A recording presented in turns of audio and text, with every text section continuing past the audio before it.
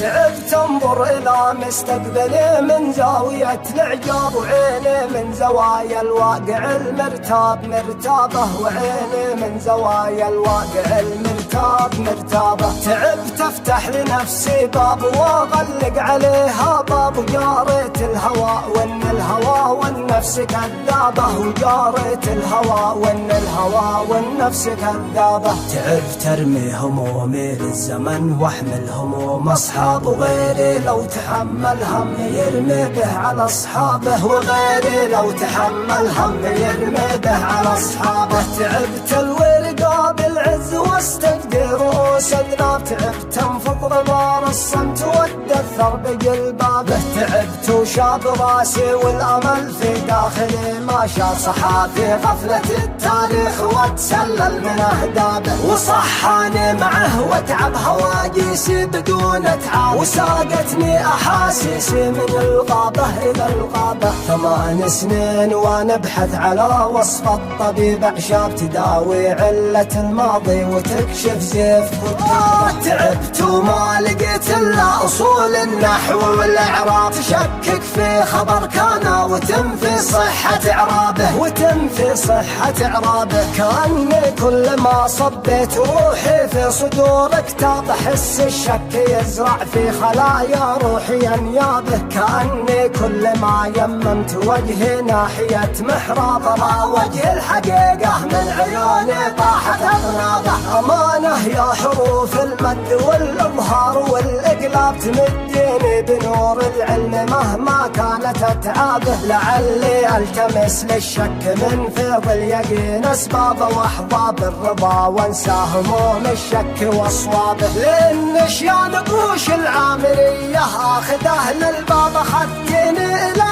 حيث الخيال استنزف اعجابه، اخذتني الى حيث استدار الكوكب الجذاب، وشاهدت الثريا قارنت من فوق محرابه. وما بين التراث الحي والمستقبل المرتاب اشارة كف، لكن للأسف من دون سبابه، وكف الزيف ترسم ظلها بين المطر والزاب، ولو ظلت على وادي سلامات بتعشابه. سقاها طيل وادي ثاه لامت ساقطت الأعناب، وسوقها سنان البيه في سوقه ومقلابه. وثار اخبار وما مالك السوق والمقلاب، فهم الرب والباشا وهم انصاب واربابه.